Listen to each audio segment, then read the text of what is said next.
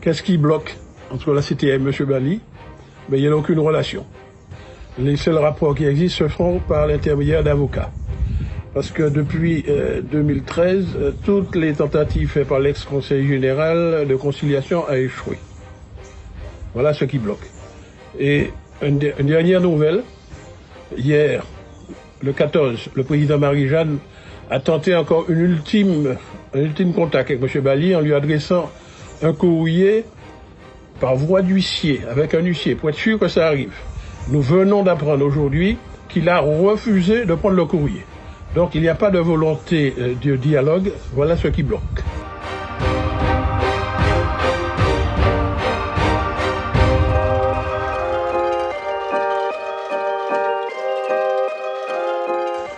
Effectivement, en arrivant en 2016 à la CTM, nous avons découvert ce dossier, nous nous sommes informés sur le contentieux et nous avons vu que les tentatives de l'ex-conseil général n'avaient pas abouti parce que M. Bali, le propriétaire foncier, fait de la surenchère.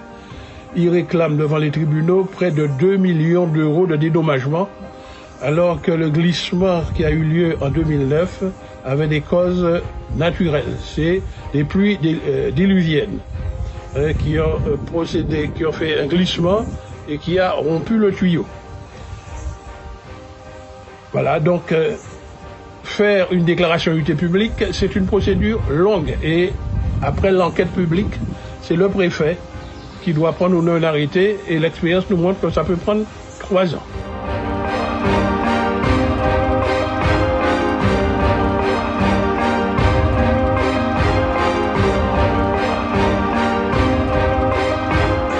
Alors qu'est-ce que faisons-nous face à l'urgence du Covid?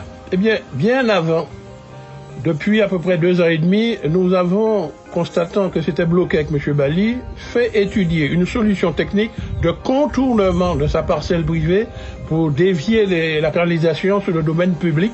Là, on aurait l'autorisation à demander à personne, sauf au préfet, au titre de la loi sur l'eau, ce que nous avons déjà obtenu. Maintenant, vu l'urgence, le président Marie-Jeanne nous a demandé d'étudier une solution d'urgence, celle qui était déjà entamée par le Conseil général. Et nous avons repris contact avec M. Bali, mais nous sommes obligés de déplorer le fait qu'il a refusé de même examiner la proposition qui était faite par le président Marie-Jeanne. Voilà pourquoi on en est à ce point. Et la seule solution qui nous reste, c'est de faire une déviation. Tout est déjà prêt. Cap Nord que nous avons écrit, à qui nous avons écrit, est d'accord et le dossier doit être prochainement présenté en assemblée plénière de Martinique. Voilà ce que je peux dire pour le moment. Voilà, alors concernant ce dossier de l'usine Seguino, donc cette canalisation qui fonctionne en sous-régime, puisque c'est une installation provisoire donc qui ne permet pas d'alimenter suffisamment en eau, et donc cette situation a des conséquences sur l'alimentation en eau de la population martiniquaise.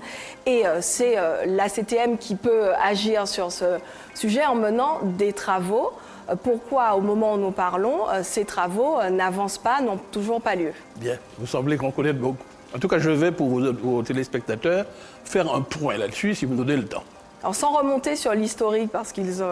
C'est rien, c'est la première fois que j'ai à parler là, ici, puisque j'ai vu que beaucoup de monde était revenu, et j'ai noté qu'à chaque fois, c'était pour attaquer la CTM. Donc, c'est à croire que c'est la CTM qui est le principal responsable de la pénurie d'eau. De quoi il s'agit? Il y a donc une usine qui est arrivée sur le territoire du Lorrain, qui est d'ailleurs très perfectionnée, dont j'ai fait la connaissance de cette usine en arrivant à la CTM en 2016. J'ai étudié dans le détail le dossier. C'est une usine effectivement très moderne, puisque c'est pratiquement la seule unité de production d'eau potable qui permet d'extraire, d'enlever le chlordécone de l'eau. Parce qu'il y a une prise d'eau en rivière sur la rivière de la Capote, et dans cette usine, il y a des filtres à charbon actifs et qui permettent donc de produire une quantité d'eau. Et ce n'est pas la seule usine qui existe en Martinique, mais c'est l'une des unités de production. Parce que c'est l'une des plus importantes. En tout cas, cette usine produit de l'eau, et ensuite cette eau est transférée via cette fameuse canalisation vers le centre et le sud de la Martinique. Effectivement, il y a eu des pluies diluviennes en 2009, qui ont provoqué un glissement de terrain sur une parcelle appartenant à un propriétaire foncier. Et ce glissement a emporté la canalisation. Le Conseil général à l'époque a voulu faire des travaux et a fait des travaux provisoires, mais très rapidement, dès 2010, est né un contentieux entre le Conseil général et le propriétaire foncier qui s'est opposé et réclamant une série d'indemnités. Et il a porté plainte devant un tribunal. Tout ce que je dis est consigné dans un rapport que j'ai retrouvé à notre arrivée en 2016 à la collectivité de littoral de Martinique. Ce propriétaire a porté plainte au tribunal administratif pour réclamer une série d'indemnités. Un expert a été nommé.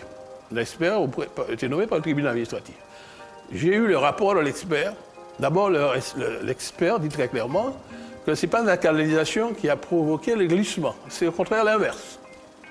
Et que ce propriétaire n'a droit à aucune indemnité, étant victime d'une catastrophe naturelle, puisqu'une partie de son terrain a été emportée, c'est son assurance qui aurait dû l'indemniser.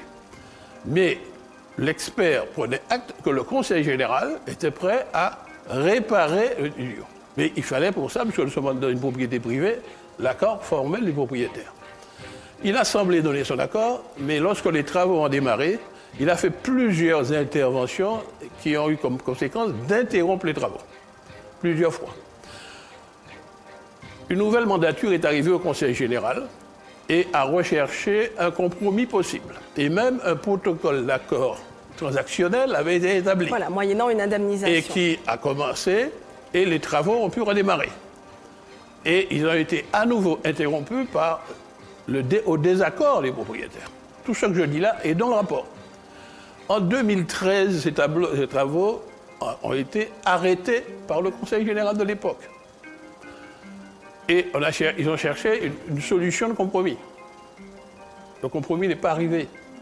Et le tribunal a été acté à nouveau par le même propriétaire. Donc lorsque nous arrivons, nous trouverons ce contentieux. Je n'ai pas trouvé dans le dossier d'accord express. Maintenant, comme c'est à notre responsabilité, parce que, comme vous avez dit, la jonction provisoire qui a été mise est sujette à casse.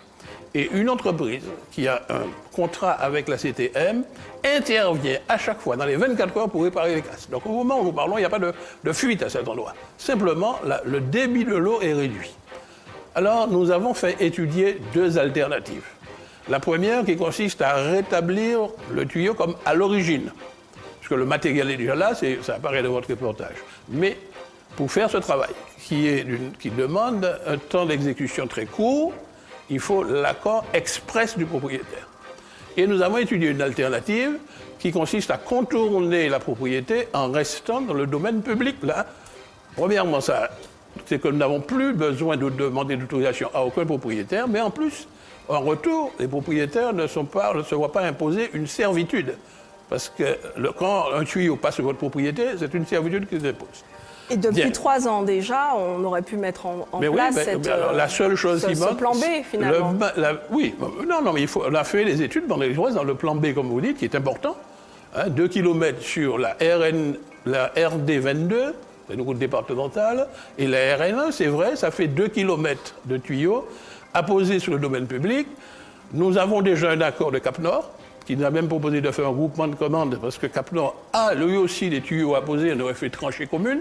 Donc tout est déjà techniquement prêt. Il fallait l'autorisation de l'État, nous l'avons obtenue au titre de la loi sur l'eau.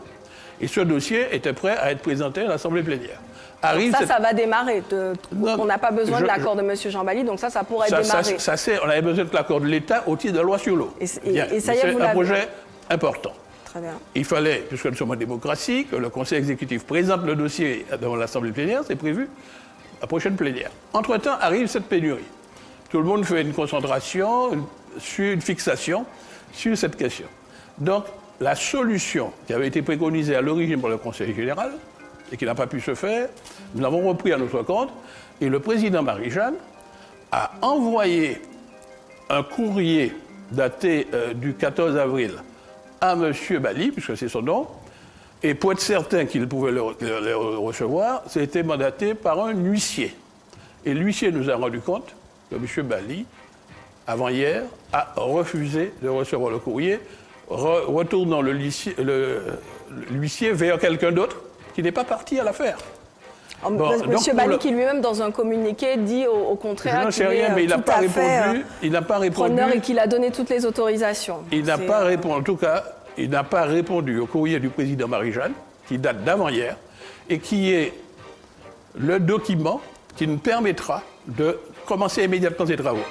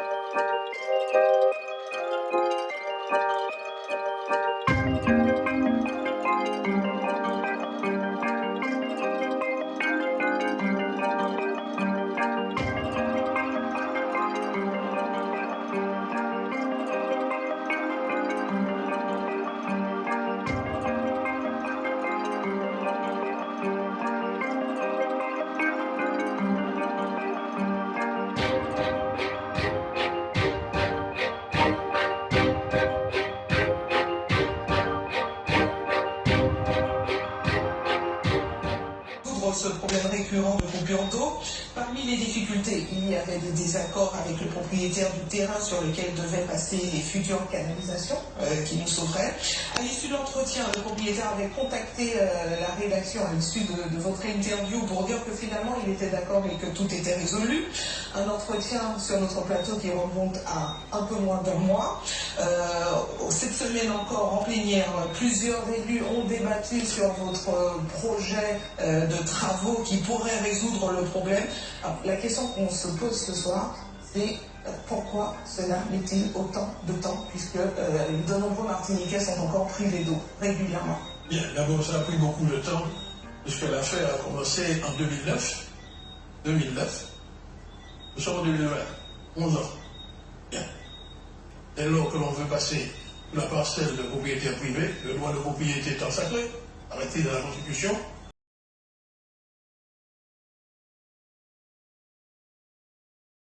le droit de propriété étant sacré, arrêté dans la Constitution,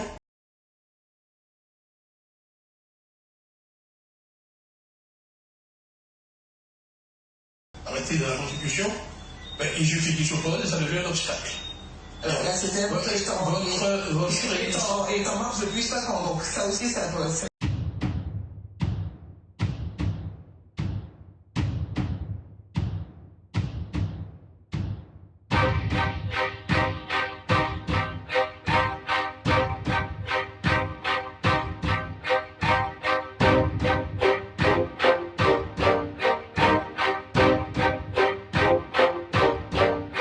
Un enfant, il faut être juste, on en obtient ce qu'on veut.